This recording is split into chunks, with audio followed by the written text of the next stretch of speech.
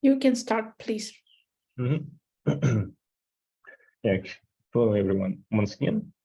So today is the last lecture of our course, and today's topic is ERC721 and ERC1155 tokens.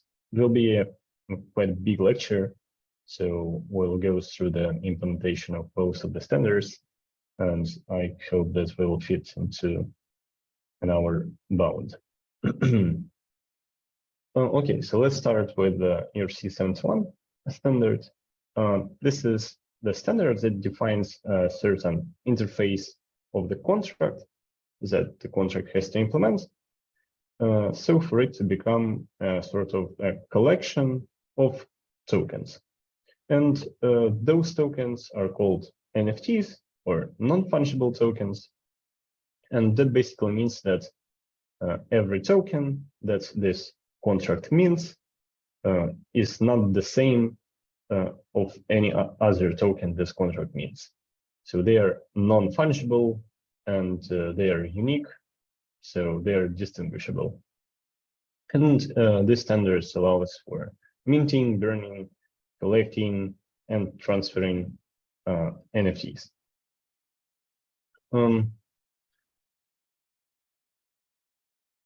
Yeah, so how do NFTs actually differ from regular ERC20 tokens? NFTs are special tokens where every one of them is different, and therefore they're non-fungible. And in practice, NFTs can be used to represent different kinds of things, for example, like physical commodities. For example, you can represent a certain car or a certain building with a non-fungible token. Virtual collectibles, just what's like regular NFT, are the most popular ones, like Board Apes Yacht Club and whatever. Soulbound badges, so probably some certificates or some unique properties that belong to like certain human being. And if you know that certain address belongs to that human being, then you can provide like special tokens, which will be soul-bound to this address and represent some unique properties. And also you can represent unique loans or positions in the DeFi space with NFTs. For example, Uniswap version 3 represents the liquidity positions via NFTs. And because every NFT is unique and distinguishable, you have to track its ownership separately. So you can just make like a pool of NFTs and somehow optimize. You have to literally track every single NFT separately. And so let's just go straight to the interface of the ERC721, which was proposed like quite long ago, and I have basically taken this interface from the paper itself. And let's go line by line and define what we have here. First of all, the first line, which declares the interface, and here I have the inheritance from ERC165 standard. So this standard is mandatory in this interface, and every single NFT has to implement the special supports interface function to realize ERC165 interface. This is required. We have 3 events here. The first one is emitted whenever the token is transferred or minted or burned. The second one is whenever the actual token gets approved. And the third one is when the whole account gets approved. So here we have 2 kinds of approvals. The first one is per token approval, and the second one is per account approval. When the second one is used to basically approve whatever NFTs you have on your account to someone who you trust. Also draw functions to read the balance of the certain account. So this will basically return the number of NFTs the account has. The function to get the owner of certain NFT by providing its ID. And then draw 3 functions to accomplish the transfer of NFTs. So the first 2 start with the word safe. We'll talk about them a bit later. But basically what they do is they use the regular transfer from function, but after the actual transfer, they call a special hook on the to provided address. And if this to is a contract, then the ERC721 will try to call a special hook, which name is on ERC721 received, and check if the contract is willing to accept this particular NFT. If it doesn't want to accept it, then the transfer reverse. Note that this transfer from function is used to either transfer tokens from you to someone else and transfer tokens from someone else who approved them to you. So basically, from ERC20, we had transfer from and transfer. Here, they're merging to just transfer from. Also, 2 functions to approve tokens. The first one is to approve a certain token to a certain address. So of course, only owner is allowed to do so, like only owner of this token ID. Then we have a function to approve like your account to an operator, which approves every single NFT you own from this collection. Then we can fetch those 2 statuses with 2 functions and get approved. So to whom you approved this NFT, and is approved for all. When here we can check if someone approved their account. So interface looks like that. And here is the receiver contract that the ERC721 implementation calls whenever there is a transfer of NFT and you're using safe transfer function. So here is the actual interface the contract is calling. And for contracts to support and receive NFTs, they have to return this magic value. So basically the selector of the receive function. This contract has to be inherited. The function can be overridden to like extend the logic. And for example, you can write here that you are accepting only even NFTs or only odd NFTs.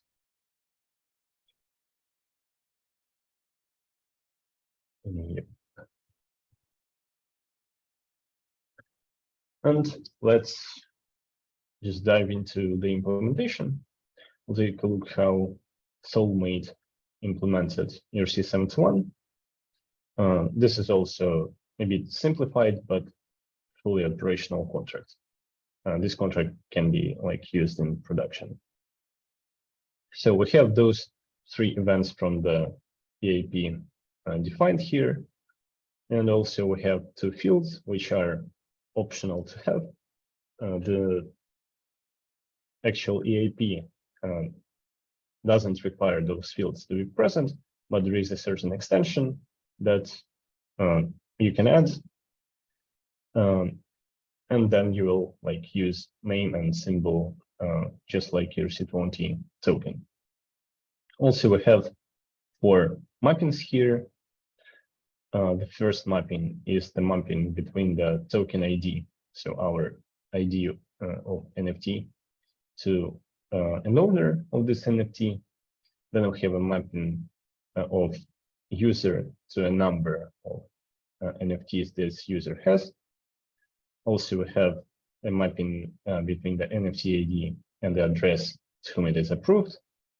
And then we have a mapping of owner, operator, and basically this mapping indicates to whom the user approves their account.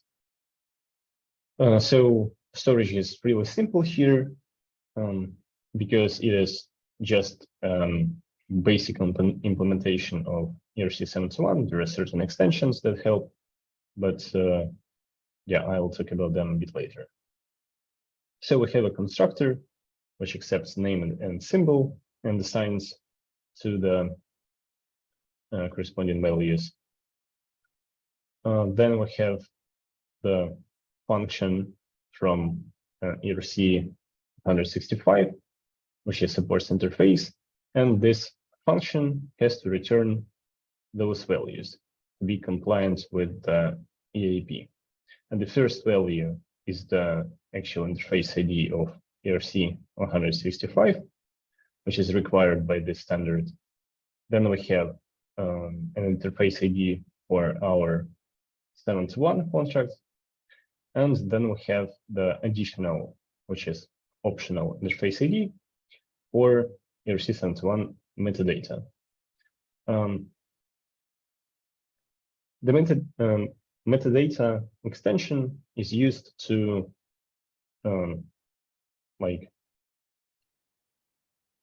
store on-chain the link to the external resource where the metadata will be present.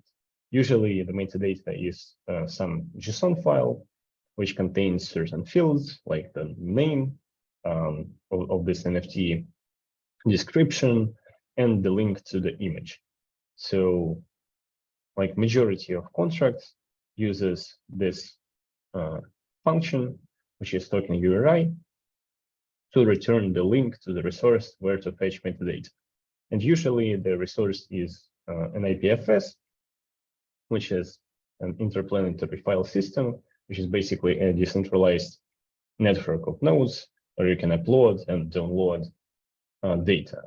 And it is assumed that the data there will be present forever. But of course, there are certain NFTs which don't hold the link to the metadata. They actually generate the metadata on chain. For example, Uniswap LP NFT generates SVG picture on chain, and they just don't need to store the image or description somewhere off chain. Everything is done on chain there. Here, the actual function is not implemented because it is up to user how they want to how they want this function to actually function. This is the implementation of the owner of function, which accepts the ID of our NFT and basically reads the owner from our mapping and checks that owner is not address 0. So in the ERC721, owner can be an address 0. So this is just a fancy construction, and operator equals just returns the value of the equation. So if it is true. Then the implementation of balance of basically checks that the owner is not address 0 and returns the value of our mapping. So pretty simple. Then there are implementations for approve, set approval through, and transfer from. Let's take a look. The approve function accepts the spender and NFT ID First, the function checks that the owner of this NFT is is the sender. So the message sender owns this NFT, or that the message sender is approved by the owner. If everything is correct, if everything is fine, then we are just writing to our mapping, indicating that the NFT is approved to a spender. Set approval for all is super simple. Basically, it just writes to the mapping directly, and by doing so, the message sender is allowing operator to just do whatever they want with their NFTs. Then the actual heart of the ERC721 standard is transfer from function. First of all, we check that the from address from whom we are trying to transfer the NFT actually owns this NFT. Then we are checking that 2 is not address 0, because address 0 can't own NFT in ERC721 specification. And then there is a quite complex require, but basically it checks that first we are transferring our own NFT, then it checks if the owner of the NFT has our accounts approved, so we are the operators of their account. Then it checks that maybe the message sender, so maybe the owner of the NFT has approved not their accounts, but a particular NFT. Hence, if anything of this passes, then we are just decrementing the balance of from account and incrementing the balance of to account, and assigning the new owner of the NFT, and also deleting the approval.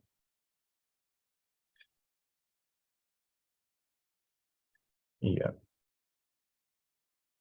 just like that.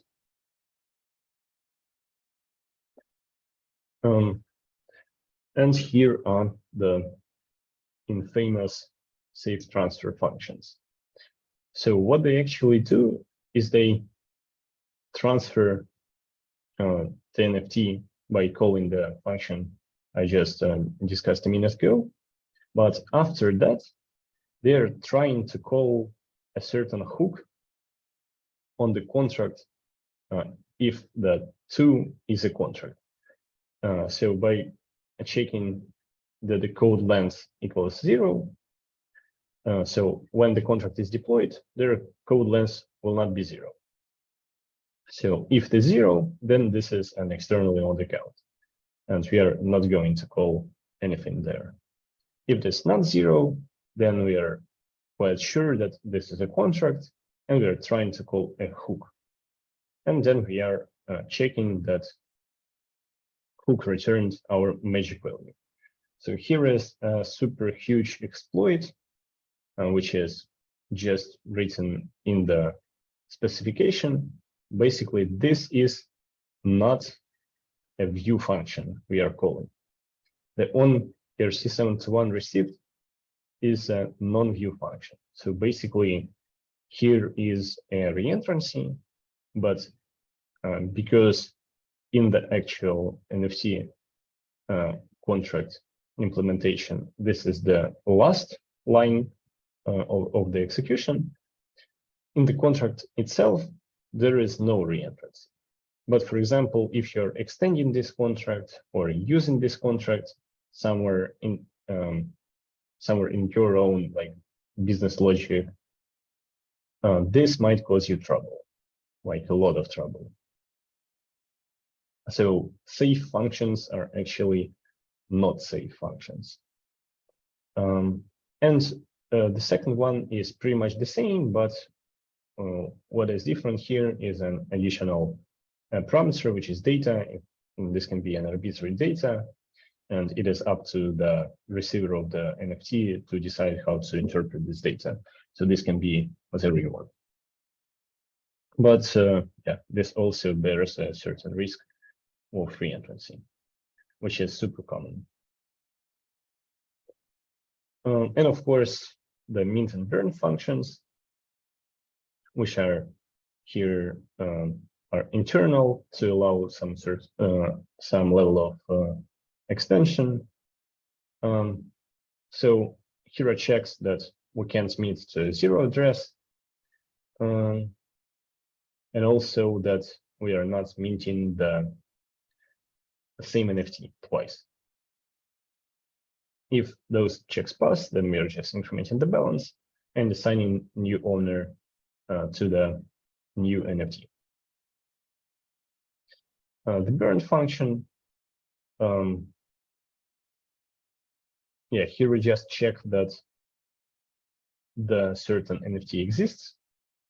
There are no like restrictions whom is allowed to burn NFTs and how, because this is an internal function and you can add certain logic on top of it.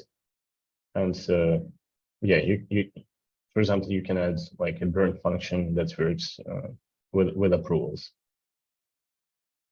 But here we are not checking anything. We are just checking that NFT belongs, that NFT exists, and incrementing the balance of the owner of this NFT, deleting the ownership of NFT, and deleting the approval of this NFT. And also, usually the standards provide the implementations of the standard provide the safe mint function, which basically calls mint and then tries to call the same hook, which bears a reentrancy risk as well. Yeah, so these are the functions to like use with a real caution. So there are two big extensions that are actually used in a production code, and they're used more often than the vanilla implementation. So the first one is ERC721 enumerable, and why it exists, because in vanilla ERC721, there is no way to get the actual list of tokens owned by a particular user. So there is no array of tokens that is recorded under the user address. So if we go back to the interface real quick,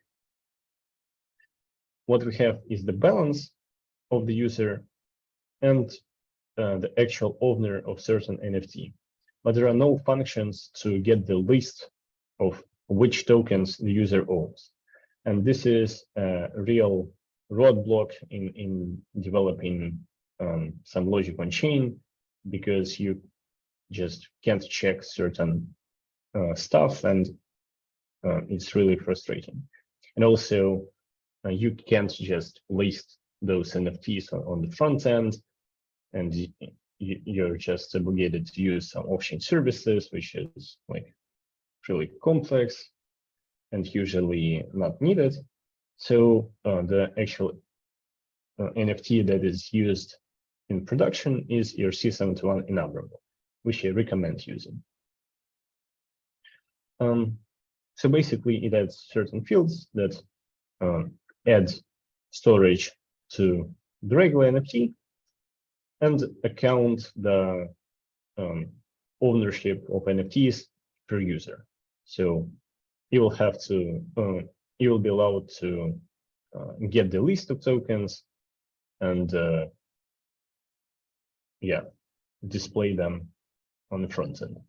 And the second extension, which is usually based on the ERC721 standard, is SBT, or soul-bound token. So usually these are non-transferable NFTs that have custom burning logic. So speaking of this burning logic, either the SBT owner or little typo. Either the SBT owner or a trusted authority is allowed to burn the token. So if you, for example, obtained a certificate, usually you're allowed to burn it, and the authority that minted you the certificate is also allowed to burn it. This can be customized, but what is important is that those tokens can be transferred. So usually you won't be able to unattach this certificate from your account. So SBTs are attached to specific accounts and designed to be like bound forever. So you won't be able to get rid of it. Of course, there are probably implementations that use some kind of account abstraction that will allow you to transfer it somewhere, but yeah, these are out of scope. And the problem of ERC721, which I have already mentioned, is that safe functions are not safe at all because they call an external contract too, and basically by doing so, they pass the execution process to them, which is just literally a reentrancy. Yeah, so here it is. And whenever you're using safe functions in the ERC721 standard, just double check that there is no reentrancy, because there are a lot of projects that were hacked and caught because of that.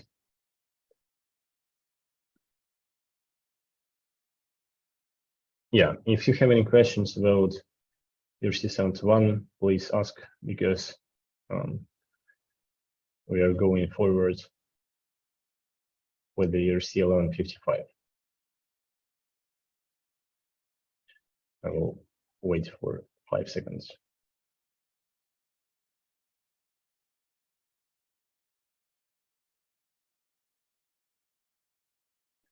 Okay. So let's proceed with ERC1155 then. So ERC1155 standard is a bit newer than 71, and it defines, just like every standard does, an interface of a contract to implement a multi-token collection. So what multi-token means in that case is that contract may become an ERC20 plus ERC721, and this contract will be able to hold and understand how to work with both of them. So both ERC20 and ERC721 will be present in the same contract. But as good as it sounds, however, those capabilities of a standard are very limited. So it doesn't directly support ERC20, and it doesn't directly support ERC721, but like technically it is possible to implement some kind of support, but you'll see that it is very limited, and actually this standard has to be used for a different purpose, and it shouldn't be like mixed with ERC20 or ERC721. Just never. So where to use ERC1155? Actually, there is a great use case for that, and this standard works best when you have to aggregate fungibility with non-fungibility.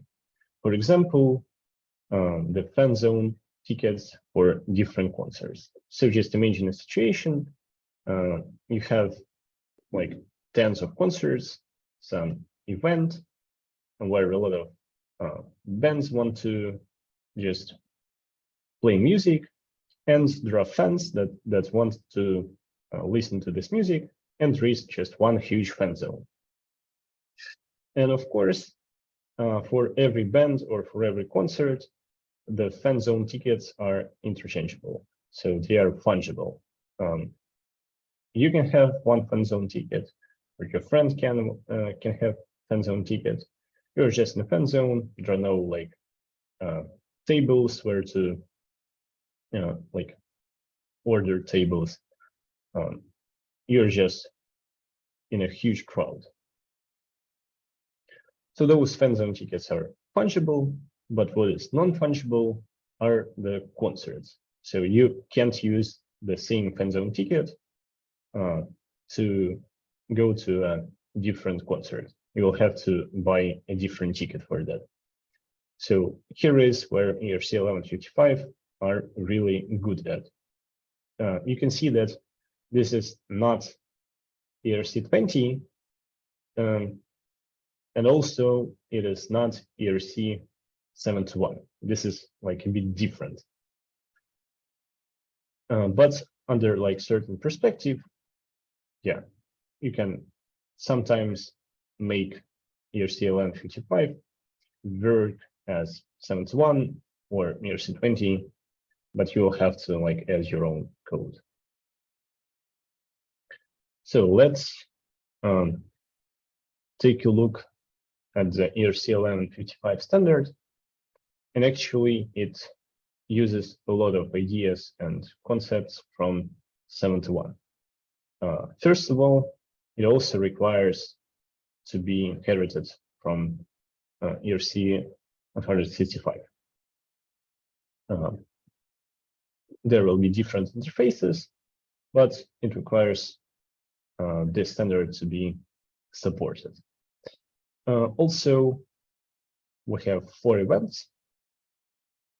The first one is transfer single, where we are just indicating that certain token or not like token, but this can be an arbitrary amount of tokens, but because how ERC1155 works, we have an ID of those tokens. So you can think of it as an array of tokens where the last value is the amount of those tokens we're transferring, and the ID is just an index of an like array element we are transferring. And also there is a second event, which is transfer batch, which basically gets emitted when we want to transfer several IDs and several amounts of tokens respectively.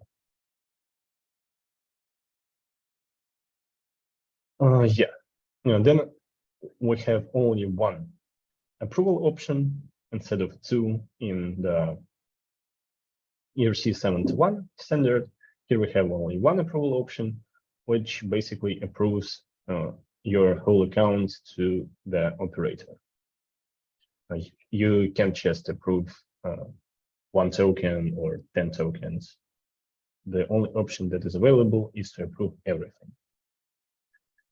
And then we have a bit strange to see event, which gets emitted whenever the value or the metadata value of the certain token ID gets updated.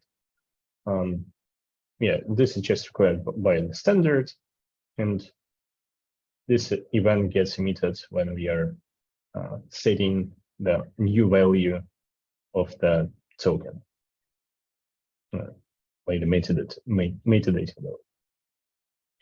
value. Then we have 2 safe transfer from functions. The first one transfers the tokens of the single array element, and the second one transfers the tokens from multiple array elements. And as you can already understand, those functions are safe in quotes, so they call a certain hook, which is on your ERC1155 received, on the 2 contracts, if it is a contract. If it is a user or external account, there is no calls. Also, we can provide arbitrary data to that contracts, but you can always leave it empty. Also, this function, this function is used to either transfer your tokens from yourself and to transfer tokens if you're approved to transfer those tokens. So just the same way as in ERC721. Yeah, batch transfers are the same as regular transfers, but accept like multiple values and are used mostly for optimization. So instead of transferring and initiating many transactions, you can just use one function to transfer many tokens at once. Then we have a balance of function, which returns the balance of user owner under the certain element ID or array ID. The same function to return the batch of balances, accepts the array of owners and the array of IDs. IDs here are just the indices in the balances array. And then we have an approval functions. The first one is to approve your account to someone else. And the second one is to get the approval. So if you approved, then this function would return true. Yeah, so basically this is the interface of LM55 standard. Let's take a look at the receiver contract that the standard calls whenever the transfer of tokens happens. So here we have actually two functions instead of one function in the ERC721 contract. And those two functions are called whenever the single transfer happens or when the batch transfer happens. What is required is to return the magic value, which is the selector of the functions respectively. And if the selector is returned, then transfer succeeds. If anything else returns or nothing is returned, then the transfer fails. Yeah, basically, if you want your contract to accept ERC1155 tokens, you have to inherit this contract and or override functions to like add custom logic.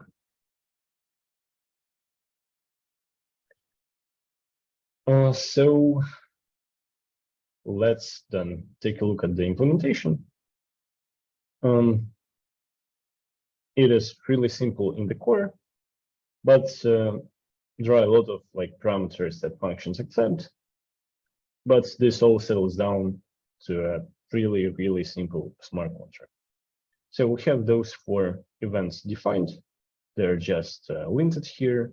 So, but they accept all the same parameters that the standard specification requires. And what I wanted to show here is the actual storage of this contract, of 1155 contract. And the storage just consists of 2 mappings. There were 4 mappings in the regular 721 contract. Here are only 2 mappings of regular 1155 contract. So how does it work? The first mapping is the mapping between the owner, then the ID of our collection, and the amount of tokens we have under this collection. So if this amount never exceeds 1, we can think of this collection as a non-fungible token. And this will be the ID of our token, and this will be the actual like quantity of the token, but it will always equal 0 if we don't own it, or 1 if we own it. And once again, this value will be the actual index of the non-fungible token. And because of this property, LM55 can be thought of the 721 like an alternative, but actually in the 721 there are many functions that help you. For example, there is no function in the standard to get the actual owner of certain like NFT. We only have balances and approvals, and adding certain logic to make this contract like really non-fungible. Yeah, you will have to either extend it or just rewrite completely. So even though there is certain ability of this contract to store non-fungible tokens, it is hidden and really far away from the actual use cases it provides. Yeah. And the second mapping is also really simple. It is the mapping between the owner, the operator, and if the operator is approved by the owner and can act on their behalf.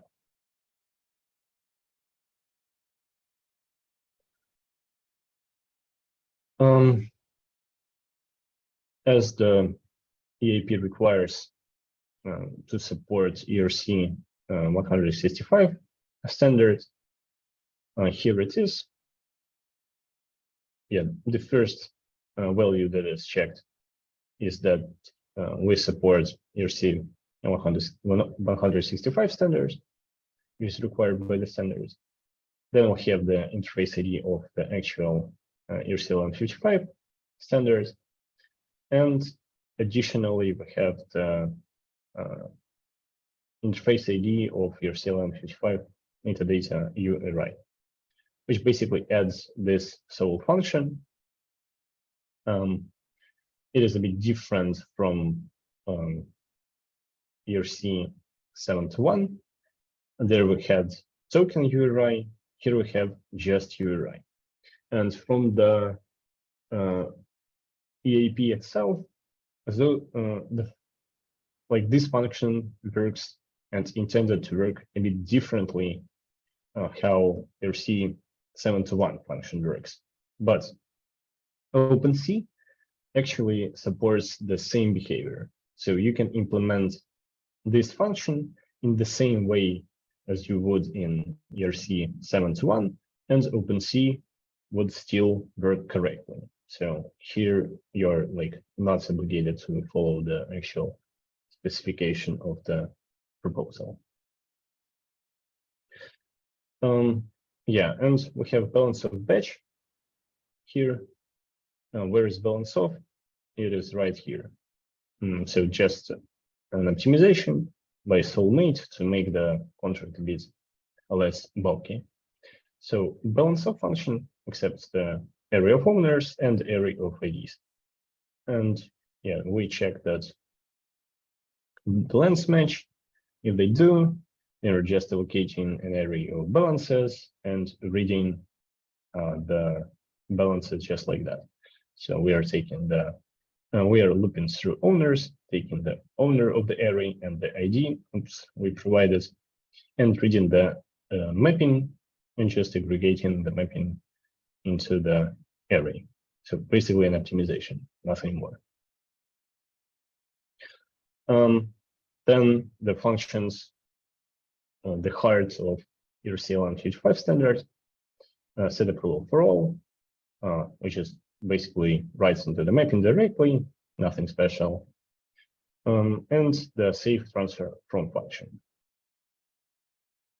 So this function tries to transfer the amount of tokens under the ID from and to address.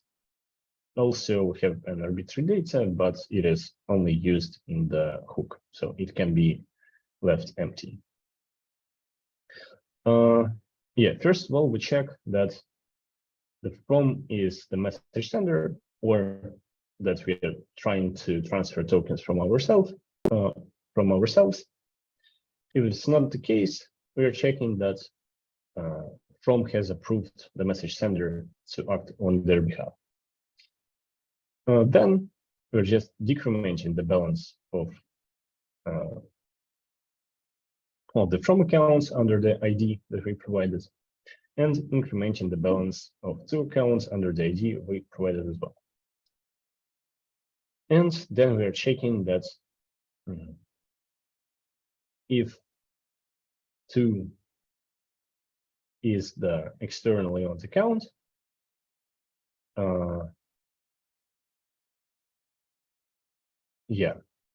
then we are checking that the receiver is not address 0. So this is basically the check that we are not transferring tokens to address 0. And address 0 can be a contract, so this works correctly. If the contract we're trying to transfer tokens to, if an account we're trying to transfer tokens to is actually a contract, we'll be trying to call this special hook. And if this hook returns a correct magic value, then the transfer succeeds. If it doesn't, then the transfer reverses. But this basically works the same way the save functions from ERC721 work, and this is just a hidden reentrancy. So save functions have to be used with caution here as well. And the save batch transfer function, which basically works the same way, but it transfers tokens in the loop. So there we have only one act of transferring tokens. Here we have an array of those transfers. So basically, the first line checks that the lengths are correct. The second line is the same from the previous example, where in the first case, we are checking that we are transferring our tokens. And in the second case, we're checking that the owner of those tokens approved the message sender to act on their behalf. And then just basic transfer decrements the balance of From accounts and increment the balance of 2 accounts. And the same check, but with a call to a different function. In the previous example, we called just on ERC1155 received. Here it is. In the batch transfers, we are calling different callback. We are calling the batch received callback, and also requiring this function to return different magic value. And just like in the previous example, this is a hidden reentrancy, so should be used with caution. And 2 functions that allow minting and burning tokens. The first one, which is actually works a bit differently from the ERC721, because this function is really simple. It just increments the balance of the account, which is one-liner. But what is added here is in the regular mint function in 721 standard, the contract didn't attempt to call the recipient of the NFT. In the 1155 standard, this function is not named as save mint, but it tries to call the hook, like it still tries to call the hook. And this is also a major concern, because this hidden reentrancy is present in the non-save function as well. And a very simple burn function, we just decrements the balance of from accounts provided the ID. Yeah, so, and once again, I will highlight this problem that it is the same as in ERC721, but in the ERC721, we have a choice. We can either use safe functions with the callbacks or the non-safe functions which don't have callbacks. But in 1155, we don't have such an opportunity, and we're just forced to use safe functions every time. And this basically means that every time you're interacting with the ERC1155 contract, apart from approvals and burning of tokens, there is a reentrancy. And your code that utilizes those contracts has to check either that the mint is called in the last line of your function execution, or that there are appropriate guards implemented, like reentrancy guards or whatever, just blocks the reentrancy from happening to your function. Yeah, just be really attentive with those functions and how they work. Yeah, actually, this is all for today. I have a few words about your next practical task. So, should I tell it on camera like this recording, or are we stopping?